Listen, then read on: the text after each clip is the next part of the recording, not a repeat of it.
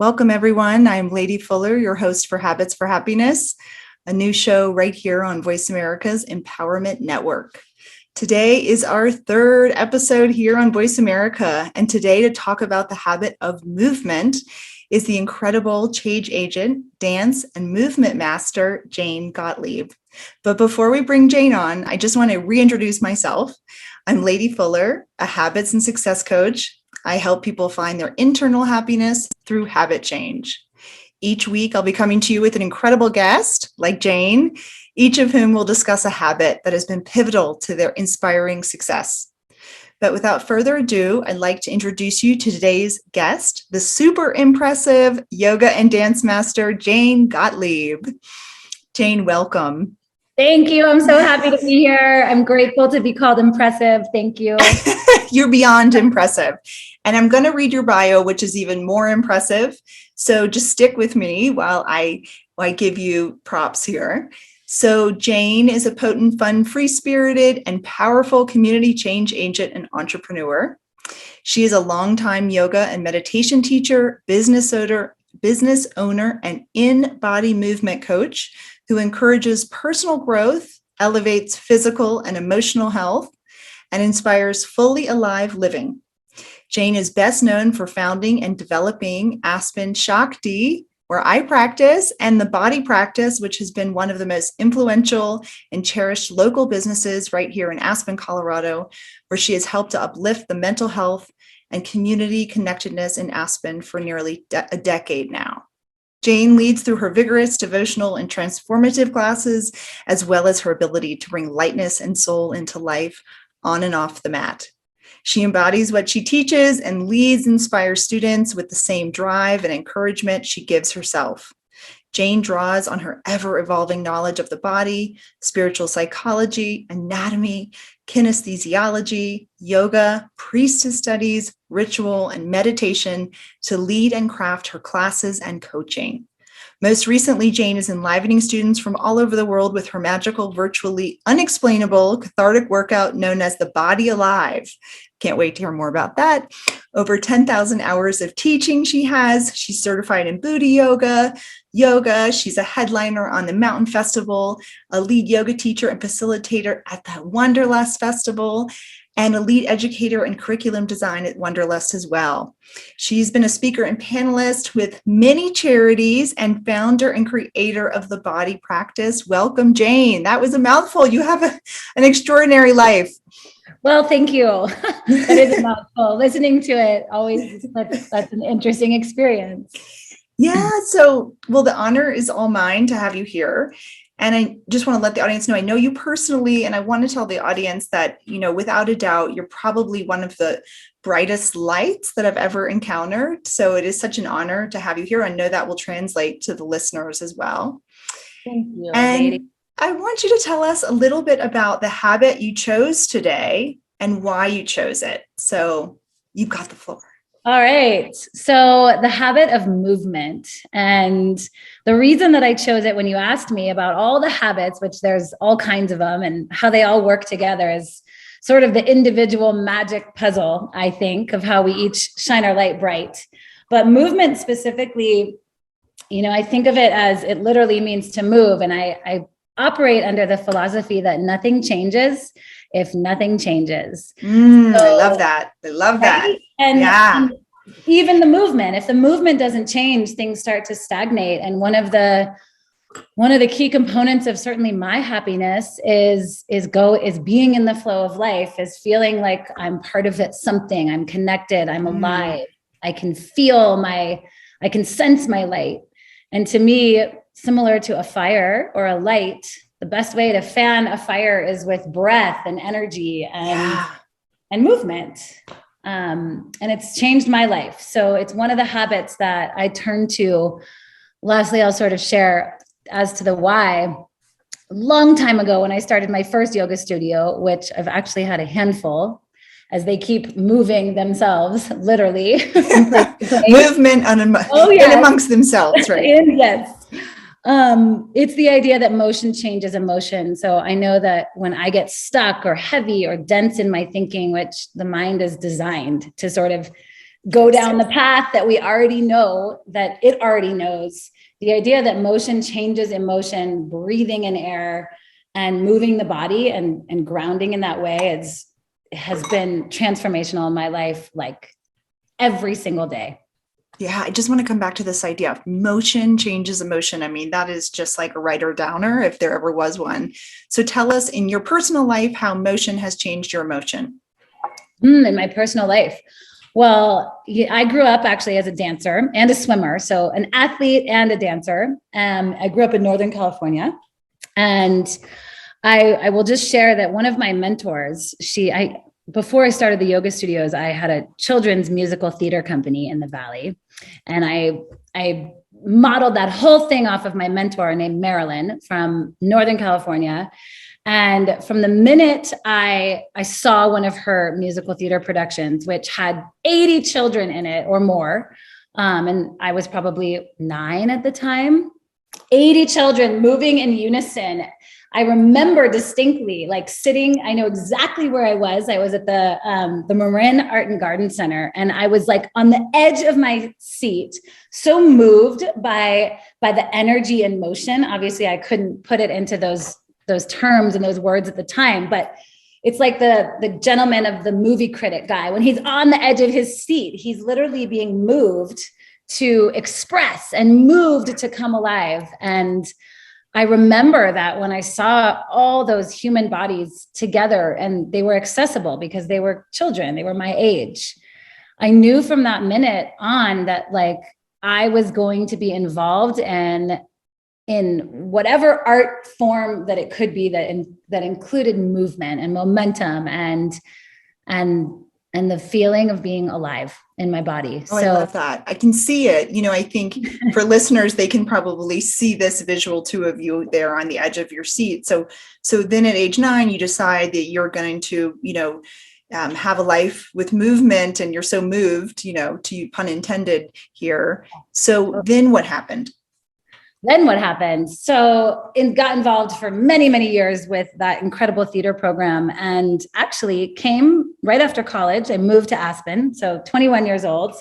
Here I am. I'm here to be a ski bum and to play here and be here for a year, like so many.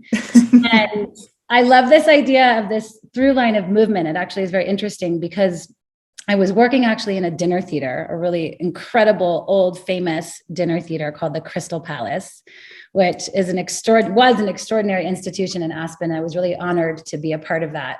It really we miss the age of a dinner theater in most places, even beyond Colorado, right? This is a lost art. Well, they're so special. But funny enough, so I came and I would ski in the day and I would work at night, and that worked for a while, this idea of being a ski bum. But all of a sudden, strangely enough, I was feeling a lack of motion in my life because I knew what my days looked like. I knew every day I kind of woke up, engaged in my coffee, my morning ritual, maybe some deep breaths with nature, whatever. I would ski because it was a winter season, and then I would work at night, and that routine, which ultimately felt like a lack of motion. I started to just feel less alive, or like my light didn't feel as bright, literally the sparkle in my eyes, the tonation in my words. And these were cues to me that maybe I was getting a little stagnant, or energetically, like, totally physically, both. And so I ended up from that moment being like, okay, I got to move on from what I'm doing and this exact routine and throw some other movement, literally driving in my car and taking a left instead of a right, and shaking things up to stay on my path of feeling what it's like to be alive, which is something I'm really all about. It's like, yeah. So I just want to repeat what you're saying, because it's so poignant, and I know it will resonate for many people, but this idea of feeling stagnant, which many of us over the course of our lives, we run into, right? Especially in midlife, and and these cues that tell us that we're stagnant are, not feeling like our light is bright, is what you said. Lethargy, or boredom. yeah, just there's that funny little buzz that you wake up in the morning and I'm like at a 6 or below instead of 6 or above. Ooh, I love that. 6 or below instead of 6 or above, right? Mm-hmm. It could even manifest itself perhaps as anxiety. Yeah, absolutely. Or like I say, lethargy, not wanting to get out of bed, feeling unmotivated, feeling a little bit off purpose. Right. Those kinds of things. Yeah. So then what happened? So you decide that the ski bum life's not for you. You decide that it's time to not be stagnant, needing to move. And then what? Well, so then it was so cool. I kind of like opened my eyes for a minute and I realized there was no children's theater in the Aspen Valley. There had been Theater Aspen at the time was Aspen Theater in the Park, and it was going through a lot of like internal change. And I ended up getting a job there for a moment to run the children's theater program. And that me just working for someone and taking as long as it takes. I'm not the kind of girl who likes to sit at a desk if the work is done. And so I remember being there for like a minute and being like, well, my work is done. I know I can produce something 10 times this, but sitting here isn't going to do it. Literally, again, it goes back to that motion thing. And I ended up like hanging flyers all over town. I live right outside of Aspen in Basalt, and I hung flyers everywhere. And I was like, I'm going to throw auditions for the Jungle Book. And I'm going to take ages 6 to 15 and see who comes. And from then on, I did a show, and then we started to do almost up to 7 shows a year. And I literally was part of moving and shaking and raising almost all the children in this valley during that time. And it's so extraordinary for me to walk around and feel deeply connected through that ultimate urge for movement. I just want to take just a quick segue idea for a moment. So, children move. So you had this before you became this dance and yoga master, you were working in children's theater, and children have a unique and wonder gene that a lot of us adults sort of can't find anymore as adults. And we really want it back. True. And children also move in a way that we don't move. And so one of the questions I am so curious about is, how do you feel like, what's the relationship between playing and moving? Because children seem to play very well, and adults, we don't play so well. Yeah, I'm so glad you brought that up. Even it was one of the habits I was thinking, do I want to talk about playfulness? Yeah, it's related. It's like a close cousin of movement, right? Because movement doesn't necessarily have to be goal oriented. It doesn't have to be just for exercise. When we go out dancing with friends, we're not doing it because we need to get 10,000 steps. We're doing it because it's fun. Yeah, we want to have a good time. We want to feel what it's like to be in our bodies. Just to relate it to happiness, and we'll work back from that for a second, and why I think playfulness is such a close cousin and so important is that idea of, I think happiness is directly related to feeling free, to feeling like we can not only be seen, but are safe to express ourselves. That goes through our words, through our thoughts, through our bodies, all of it is through what we wear in the world, how we dress, how we don't dress, etc. And this idea of being, of happiness and wholeness is another deep cousin to happiness, is wholeness and healing. Mm-hmm. And in order we're all so many different flavors of a human. And so to experience our wholeness, I think it ends up being so important to get out of our rigid mind, our adult minds that thinks that we have things to do and bills to pay. And yes, we do. But the bills are probably going to be paid with something lighter when there's an element of playfulness. It seems like life flows better. I don't know if I'm answering that exactly, but no, you are. So about this idea of like play and the fact that in the body. Yeah. So being in our bodies. And do you think most people spend time in their bodies, or where do you think people spend most of their time? Well, with all the respect and love in the world, I think a lot of people, including myself, which is probably why I'm a movement teacher, I spend time in my head. I mean, I could have a whole 20 series movie in a day in my head and think I've figured it all out. And lo and behold, I usually just end up back where I started. Right. And so it's like about this idea of that, someone once told me that the body has no choice but to be present 24 hours a day. It's not in the future or the past. It's fully present all the time. So the goal is to live more of a neck down life, right? And be in our bodies and not so in our heads, which it said, I believe the data shows that 54% of our day, we're thinking about something that's in the future or in the past, which means we're not here in our bodies. Yeah. It's so interesting. I mean, it also brings me to the subject that when we're in conversation, when we're in a meeting, when we are wherever we are transmitting an energy. You can feel it. You can feel it in the tonation of my voice, even if you can't see me. You probably have a sense that I'm smiling, like my shoulders are down and like my heart is bright at the moment. And I probably have a straight spine. You can't see me, but I'm guessing that would resonate. She's smiling. Yes, she's definitely smiling. To most of the listeners. And so it's so interesting. I think another relating back to happiness, that so many of us are just not taught this language of body language with very much time in our culture. And we so interestingly transmit one thing through our bodies so often, and our words are saying another. And immediately the world, if that's happening, is going to perceive us as untrustable because we're transmitting one thing and we're speaking another.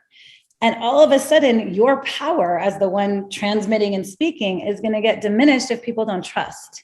Right. Because they see it, they can't see, there's no, there's no synergy between your verbal and your nonverbal communication, right? And you had told me that 93% of our communication is nonverbal. Tell me more. Yeah. And so there's been all kinds of studies. I think there's a few that, it's anywhere from like 83 to 93% of our communication is nonverbal. So how we hold our bodies, how deep we're breathing, how we're moving energy. Literally, is it getting stuck? Are we rigid and congested?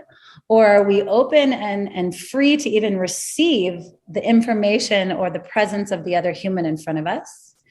And to me, this is all that idea of how we move our bodies and express ourselves has a lot to do with if we move, right? You get good at what you practice. So if we practice being sedentary and disconnected from the body, then we're going to be really good at being sedentary and disconnected from the body. And that's cool. I don't have judgment of that, but I know that you're going to walk into a room and wow the room with your light, your presence, your essence. It's such a gift when you have that being in your head sense all the way down to your toes. Oh, and I love that. The only way I know how to do it is to move. Yeah. To feel it. Yeah. And to feel it. So for the average person, so many of us in the US, we drive to work and we sit at desks, and maybe not with COVID, maybe we're sitting at home at desks on front of Zoom calls, but most of us are sitting, right? So for the average person who knows that they may want to incorporate a little more movement into their life, but they aren't necessarily, they don't belong to a yoga studio, or they don't belong to a gym, or they don't live in a rural area where they can hike up a mountain.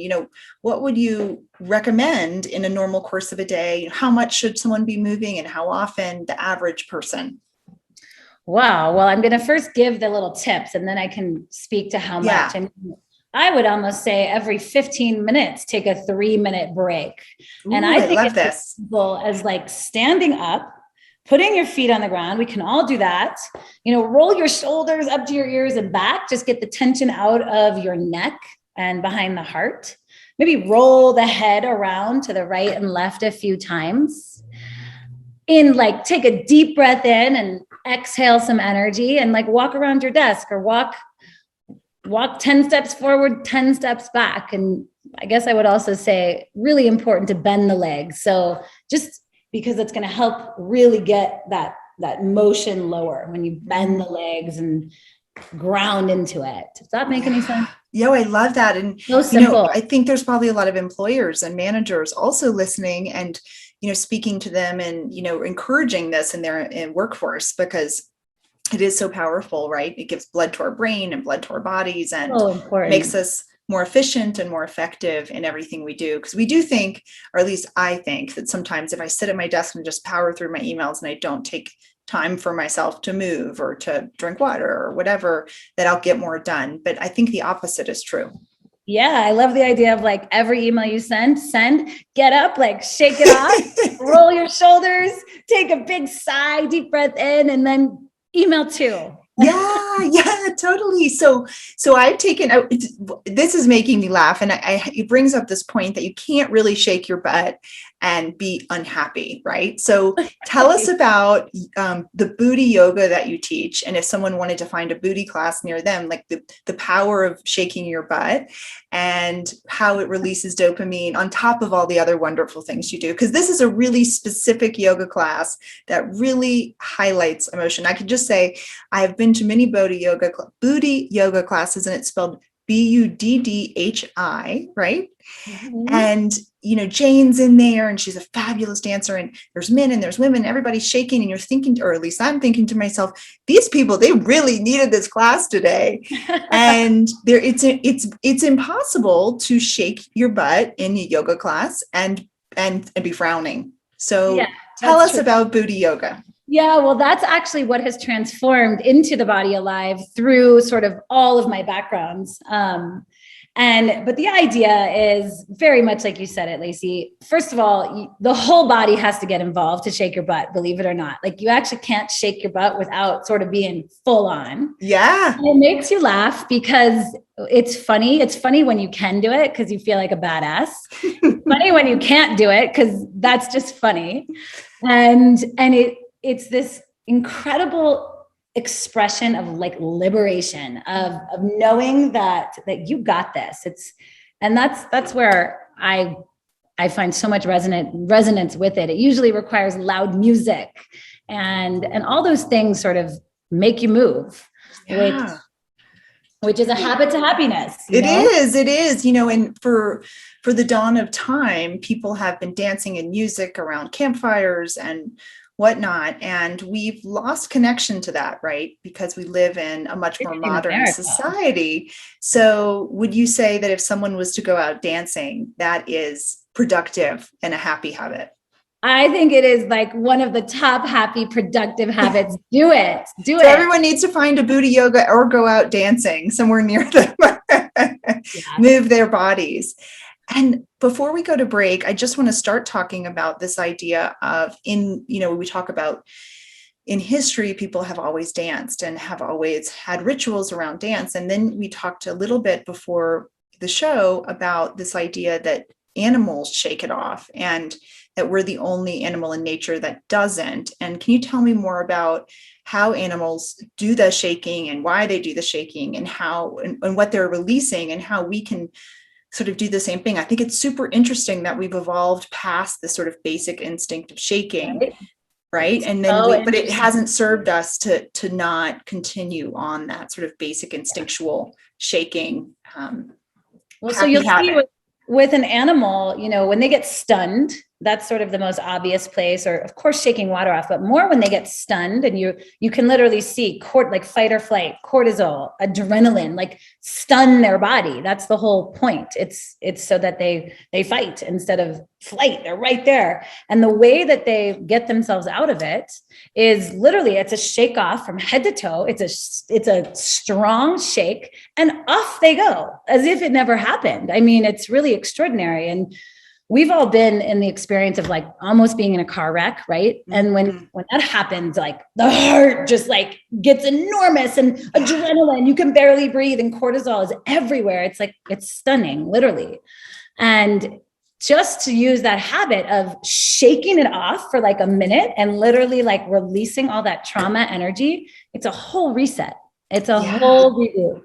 So you're saying, so when someone feels that jolt of adrenaline, I know I've felt it before, when you think you're going to, maybe hit someone in the car, have a fender bender or something, and you feel that sort of rush. So to actually physically shake it off in order to not store it in your body anymore. Totally. I mean, everything that happens to us, our body stores. So we can move into that conversation a little deeper after the break, but even if it's a little shake, it's like shake the shoulders like a dog, just I mean, it's just like, and we'll go to break in a second, but it's just totally amazing to me because, we don't do this, and it's amazing that we don't like make the connection that animals do it. And we're not talking about a dog shaking after it gets out of the water. We're talking about the physical shaking after something is afraid, right? Yeah.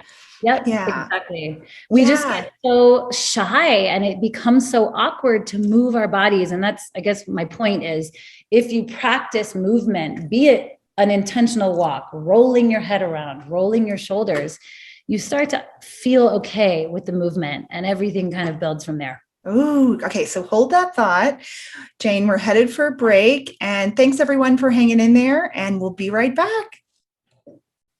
And we're back. Thanks everyone for hanging in there. We're here with yoga and dance master Jayne Gottlieb talking about the powerful habit of movement. And we had just discussed, or started to discuss before the break, the idea that all of the animals beyond us humans spend time shaking off fear, and we humans don't. And as a result, we do store trauma in the body. So that's where we had sort of taken a break and stopped. But tell us a little bit more about this concept that our trauma that we experience, and pretty much everyone on earth has experienced some level of trauma. Tell us about the concept that it's stored in the body. I think this is really important for listeners to understand, because when I first learned about this, I learned about it in a wonderful book, if anyone ever wants to know more, called The Body Keeps the Score, about this somatic ability for our body to hold on to all of this pain. And therefore we actually end up living this neck up in our heads lifestyle because we're trying to get away from the trauma in our bodies. Yeah. Well, why wouldn't we, right? I get it. But yeah, so the body, what happens when you have an experience, traumatic or joyful, but we'll call trauma being an experience that is overwhelming to the nervous system. It's literally, that is the definition of trauma. So that's actually something that probably more than anyone would believe we all experience, and we experience it a lot. And the body's taking that on. It's taking it on through the skin, through what we eat, through what we don't eat, through what we drink, through the energetic vibration of being yelled at, of being shamed, right? The body is taking that in.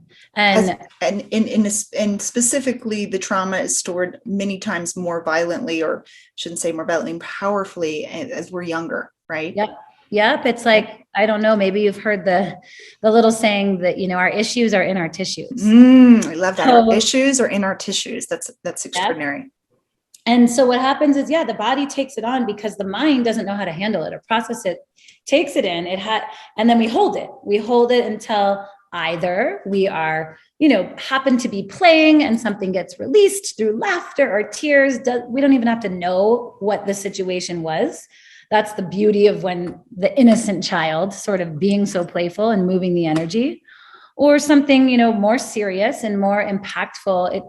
It takes years to even locate where that part of the body has, I'm going to just use the word died, has shut down, isn't receiving fresh oxygen or blood. It isn't receiving the same amount of nourishment that the rest of the body is.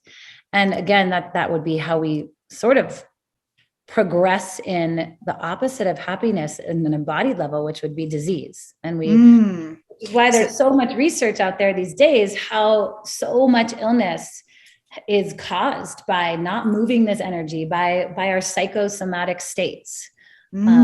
So in a state of ease, we're in the opposite of what is dis-ease, which is disease. Yeah, love that concept. Yeah. And it's just a little tip for the audience in general. Words are very, very interesting. The fact that disease, and diseases, is truly the essence of dis-ease in the body. It's just so fascinating to me how brilliant actually just our world is if we have the mindset. Speaking of the last episode that I got to listen to. Yes, mindset. And so I really want to talk more about, many of our listeners likely are aware they have trauma and may not know they have trauma stored in their bodies, but may know that now. And if someone wants to move the trauma out of their bodies, what are some of the practices they could engage in to do that? Well, one of the first and the easiest is really mindful breathing, slowing the breath down on the inhale and the exhale, which is yet another habit I was dying to talk about. Yes, breath. I mean, this is all a part of movement, a major component. Could you take us through a calming breathing exercise? Yeah, I'd love to. So I'm just going to say it's nice to start with a tall spine wherever you're seated or standing or in the car. If you're in the car, just don't close your eyes, but the rest you can go. Definitely don't close your eyes if you're driving, but yes. All right. And you're going to exhale all the way to empty. Okay. All the way to empty. And you're actually going to just hold the breath out for a minute or a second.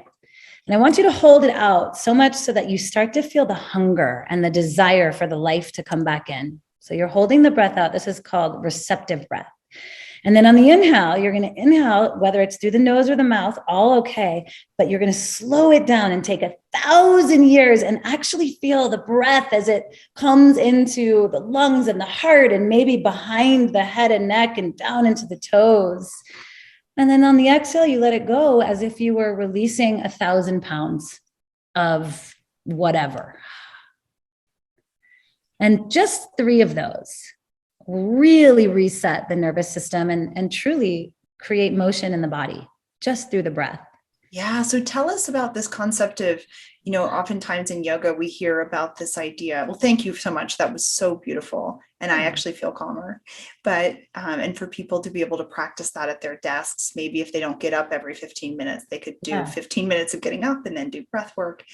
What are some other breath exercises too? So I've been told, and I don't know if this is true, but you would know that you can actually energize yourself with breath work and you can calm yourself by always having longer exhales than inhales. Yeah, well, the latter is definitely true. So if you're calming again, you would take a 3 or 4 count inhale, and then the exhale would be 4 or 5 or 6 counts. And that's going to just naturally really calm the nervous system. But I love that energetic breath work because sometimes you've been sitting at a desk for just too long. The idea of energizing is a little different. And that breath work, one of my favorites is it's in and through the nose and out through the nose. And you sip a little air in. This is called Kapalabhati breath. It's breath of fire. You sip a little breath in and you actively exhale. So the idea is that first sip, and then you start to pump the belly and the breath like, and your focus is not on the inhale, but it's on the exhale. And it's called breath of fire, but it's also skull shining breath. So you're illuminating the light of your wisdom through the breath. I love this. And so this is the first way, breath work. Thank you for sharing those, that we can move this energy that's stuck in our bodies. What's another way we can move energy if we have trauma or stuck experiences in our body? I mean, the most effective way I can think of is getting outside in nature and taking a walk. And that's something that is accessible for all of us, even if it's a 5-minute walk around the house, around the block. Even better, do it with someone, because then you start to have oxytocin flowing and everything, tends to work a little better when we have a buddy. But a walk, get the blood flowing and walk. I want to say brisk because it's going to force the breath to come in and out, and you're going to get much more benefit when the whole system is activating. Yeah. And can you tell us a little bit about, I only found yoga. So I'm a big fan of walking. I'm a huge proponent of it, habit. And I don't think there's a prescriptive number of steps. I think really just getting outside for whatever length of time works. But I want to move to yoga if we could, because for many listeners, they likely don't do yoga. And for me, it's changed my life. And if someone's interested or wants to learn more about yoga, where would they start? Well, one of the gifts of the pandemic is there is so much accessible yoga online these days, including a program that I look forward to telling you all about at the end that I have going that is just 35-minute classes. But yoga, the idea of yoga is you want it to be something that is attainable and easy to do and that you can grow into. So I just really want to remove the stigma that it is for any sort of body type or even about flexibility. The poses in yoga are designed to open the body so the breath can come in. And when we talk about the breath coming in yoga, the breath resembles our life force. When a baby's born, the first breath they take, that's how we know they're alive. And similarly, when someone's passing, the last breath is our indication that they've moved on from their human body, wherever that is. Like our spirit's in our breath somehow. Yeah, exactly. So the breathing in yoga to me is one of the most important parts. And it's Vinyasa yoga is where I have the most experience, just because it seems to be more easily accessible for most people. You connect your breath and your movement. So you're inhaling in one direction with your body, you're exhaling with another. And in doing so, the mind is so beautifully focusing on the breath and the movement that it gets a break from the rest of life. And that beautiful synergy of moving and breathing and asking the mind to focus on where you're asking to focus is very empowering. Yeah. So I've often heard in yoga class it being described as not a sport, as a healing modality. And since we're on the topic of trauma and releasing stuck states in your body through movement, how is yoga a healing modality versus other sport exercises out there? Well, I think the mindfulness component is probably the main element. You're moving in a way that you're developing a relationship with your body, that you're listening. So you're not forcing anything, or we're not moving the sensations in the body aside to catch the ball, to make the time in a race or whatnot. We're actually tuning in and letting the body lead us. And in that way, it's very healing, because one, you're bringing into right relation your relationship with your body. You're honoring its wisdom and its brilliance, and the fact that we don't get to walk on this planet that long as humans. And having a body is part of the human experience. Yeah. It's been told to me in yoga before, it's resonating for me that you said, this is the body you'll have your whole life, right? You're not going to get a new one. Nope. And so it's the person or the vehicle that's going to hold your energy forever. And so it's important to be kind to it. Yeah, which, kindness, I can't wait till you have a show on the habit of kindness, because it all starts within. And that practice of movement is a practice of kindness, and how we are with ourselves is how we are in the world. Right. And so sort of a societal question is, why do you think that we've lost connection to our bodies and to movement? And, how can we as a society create a society where people are moving more? An example comes to mind, and this is not the answer, but in Japan, there was a minister of happiness, and he came up with this idea of forest bathing, and they built all these city parks where people could get up and actually spend time in nature walking. And the dopamine levels of the nation actually went up, and people were happier. So I guess it's sort of a philosophical question, like, why are we not moving more, and how can we move more as a society? And I think we've answered the how, but I guess I'm really curious about the why. Why us in America are we less happy and more out of shape than anywhere else when we have more means than anyone else? I think it really comes from the beginning of this American dream, where people started to get so driven and with beautiful intention. I love the idea of the American dream. I celebrate it. And yet more isn't always more, right? And more is not always more. I love that. Not. And more work doesn't mean that you're going to be more productive. But I think as a culture, when you see your neighbor working on a Saturday, and now they have the edge. And all of a sudden, in this competitive world where in America, we do operate under that society, that notion, which I very much appreciate my yoga training that has invited me to challenge that sort of, if he has some, I have less mentality. But we did start that way, really building this capitalistic society that has many wonderful components to it, and it has some challenges with it. Right. So the idea of scarcity and putting ourselves sort of last to achieve more. Yeah. And movement is something that is very self-nourishing. And even this idea of, someone was telling me earlier today, the idea of recreating out in nature is about recreating the body and recreating the soul, right? I think I would argue that actually movement would be a component that similar to the gentleman who did this, who put the trees in the park so that people could forest bathe and the dopamine level went up.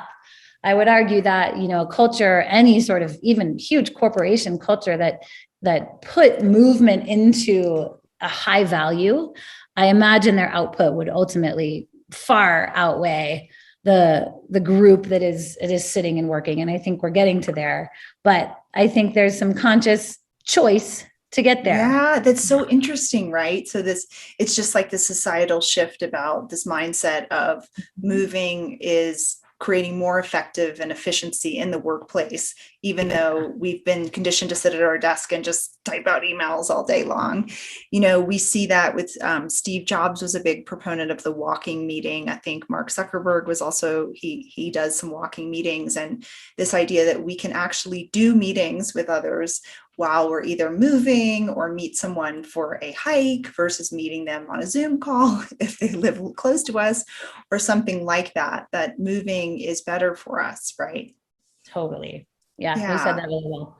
Yeah. And I think, what else is coming up for me is this idea. I had a coach this summer who was saying, we're so conditioned again to sit at our desks from 9 to 5, but if you're doing something that helps you think, and we actually do think better when we're moving, that is work, right? That we could go and do some movement and actually be more efficient and solve a problem that we'd never be able to solve at our desks. And that problem that we solve actually while we're moving might, save us 2 years in that job. Totally. Well, it opens the channels of creativity. It actually, movement itself, but very specifically yoga and the poses in yoga, they're actually designed very specifically so that literally the universe, like the universe, the energy of the new day can come in.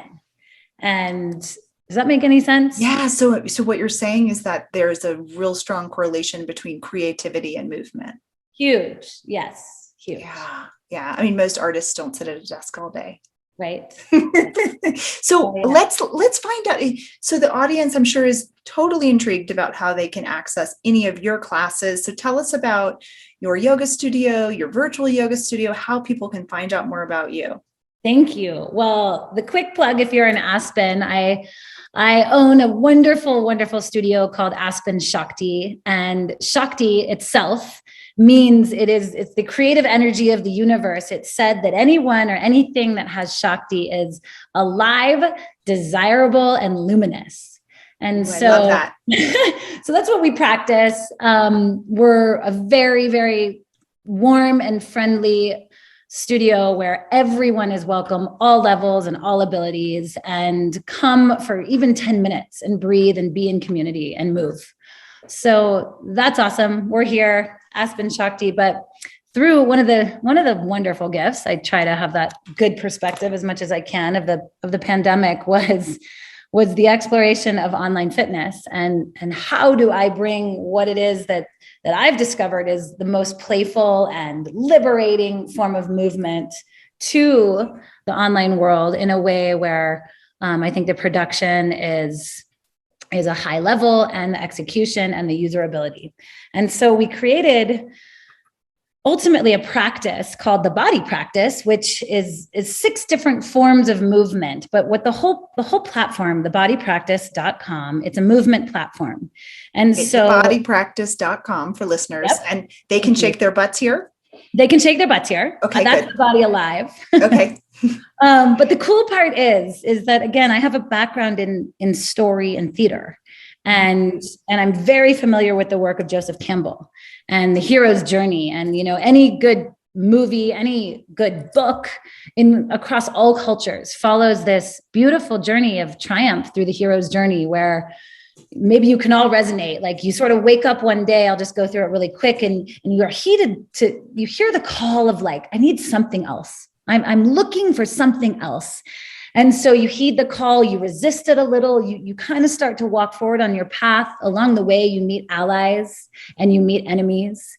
And through the process, ultimately, it's all this journey of slaying the mental dragons, of moving aside the people and the elements that aren't of support to you, identifying them, stepping across that threshold into the new you, and then returning home, integrating as the new you, and yet to just start another hero's journey, right? I love this. I mean, everything can be seen through this lens. Everything. And so the online platform, each class is taught in the sequence of the hero's journey, but then also the 6 different styles of movement are taught to resemble a part of the hero's journey. And I just share it with so much passion because I think it is a really accessible platform. And you can probably imagine the booty shaking body alive as the part of the journey where you step across your threshold, right? But there's a warm up to it. So the body open would be a lot more breath centered for someone who isn't quite familiar with moving in their body and needs practice there. Just breathing. I mean, the practice of just breathing is incredibly, incredibly healing. And then it adds music in a way that, to me, music sort of begs you to move. And so the idea is I'm trying to make it easier for the user to move, to enjoy what it's like being in their body. The online platform, each of the classes are only 35 minutes. So it's just the right amount if you're home to kind of like get it on. Yeah, no, I love that. So everyone check out Jayne's virtual classes online, 35 minutes, 6 classes, you said? Yeah, there's 6 different styles and you get 6 new, there's lots of ways to engage, but 6 new ones at least every month. There's some ways to tap in live and then there's some pre-recorded ones in all the different flavors, if you will. Yeah, and if someone wanted to get in touch with you for a yoga workshop or a speaker series or wanderlust type retreat, how would they get in touch with you? The best way is my email, and that I spell my name Jayne. So like Jayne Mansfield, Jayne at aspenshakti.com. And so that's an easy way to find me. What else was I going to say? Yeah. And I'm a movement coach, and I work with people to move their bodies so the best of you can come out and the most positive energy can exude from your eyes and your speech and your thoughts and your prayers and the way that you are in the world. Oh, I love that. So here we're going to do, just before we complete, a couple rapid fire fun questions. So are you ready? Ready. Okay. So what's your favorite yoga pose? Ooh, Warrior One. Ooh, Warrior One. Yeah. Okay. What is your favorite dance song?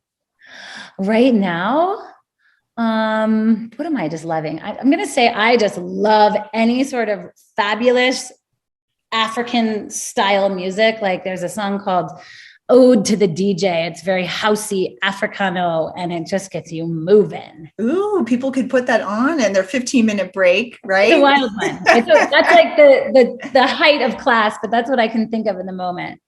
If you weren't going to be a yoga and movement and dance instructor, what would you be doing? Oh, what would I be doing? I don't know. I might be on vacation in Hawaii. That sounds pretty good. Yeah, I think I'd be surfing. I'd be doing something in the water. Oh, I love that. And so my last fun question is, if you could have any superpower, what would it be? You know what? I have always wanted to be able to sing like a rock star. Like I love to sing. I've heard you sing. I can sing, but I just want to let it rip, like Whitney Houston style singing. So maybe you'd be a singer. Yeah. Yeah. Maybe you already have that superpower. Thanks, lady. Yeah. And before we complete today, do you have any words of wisdom for everyone before I give my spiel and we end? Yeah. I mean, I just wish I could jump through the radio to visit each one of you and just look in your eyes and be like, nothing changes if nothing changes. Like, try it for a day, a week. This is such a powerful habit towards happiness. And I can see it in every human. It is daunting to begin sometimes, but it is a magical, very tangible tool to change your whole life. Yeah, I love this. Thank you, Jayne, so much for being with us here today and having us learn so much more about the power of movement, the habit of movement, how accessible it is to each and every one of us, and how important it is for our well-being. Yeah. And yeah, so remember, everyone, the road to happiness is paved with healthy habits. So please listen next week for another riveting conversation on a powerful habit that can change your life. And until next time, thanks, guys.